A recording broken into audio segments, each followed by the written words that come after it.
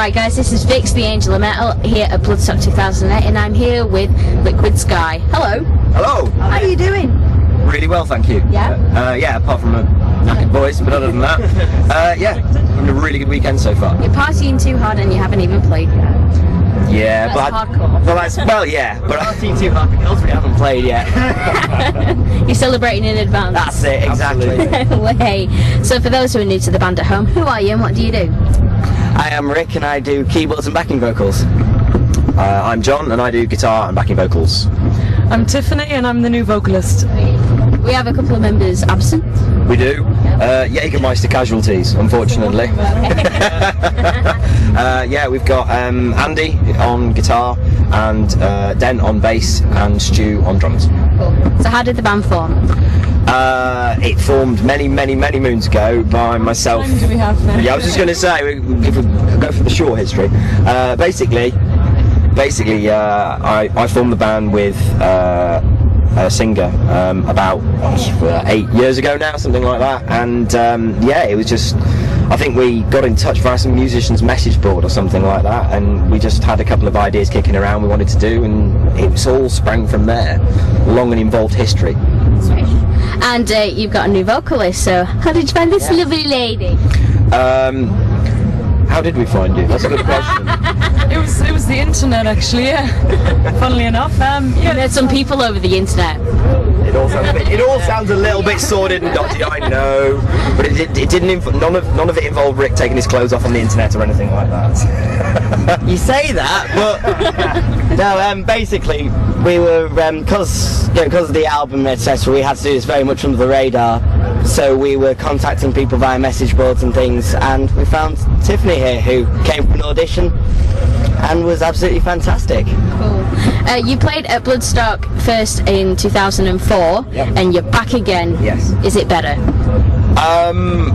Bigger and better. It's certainly bigger, and I don't like comparing it and saying one year's better than another because they're all different. But I mean, certainly this year they've really upped the ante. I mean, it's a much bigger festival. I really like the new layout. I think it's really cool. They've got some brilliant bands on. Us included, and yeah, I think it's shaping up to be a fantastic festival this year. Do you think second time round is better because you're kind of like you're on known soil in a way? Yes and no. I mean, I think the thing is it's good because we know what the crowd's like. I mean, the first time I actually went to Bloodstock was 2004 when we played, and I've been to every single Bloodstock event since.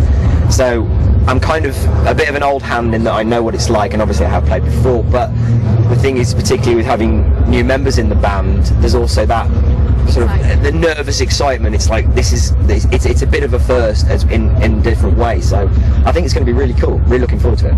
Cool. And also, you're having a stream of festivals at the moment. We're here at Bloodstock, and then in September you're at the Rock of Ages Festival. Yeah. That's going to be cool. So tell me a bit about that fest.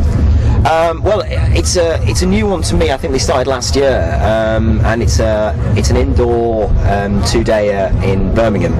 And we've been really lucky actually this year, is because we just had, I think, things fall very nicely for us in terms of festivals that we've been booked to play, and we've been getting really good billings and things like that. So we're just really looking forward to all of them at the moment. They're looking really cool.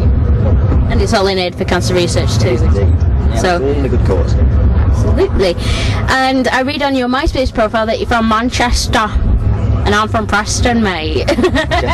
You're like with chat action.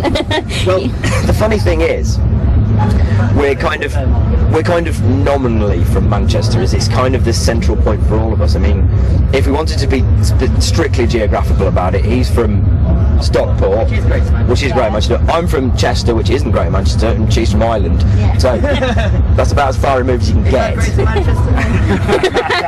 So it's where we rehearse, and in terms of when people ask us where we're from, it's, well, that's close central point for most of us. So. What do you think about the local scene? Because you must be, gig quite a lot in Manchester. Actually, we don't. Oh. Okay, right. Well, what do you think about a local scene compared to a national scene? I mean, it seems to be on the uprise at the moment.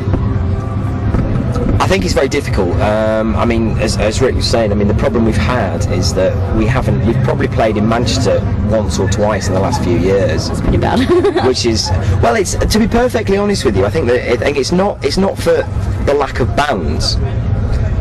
Because there are loads and loads of really good metal bands in sort of Greater Manchester and stuff like that. I think it's to do with venues, really, and promoters and them actually being willing to put metal bands on, because I think in terms of turning stuff around and actually getting people through paying punters through the door and stuff like that, a lot of promoters are really reluctant to book metal bands. Yeah.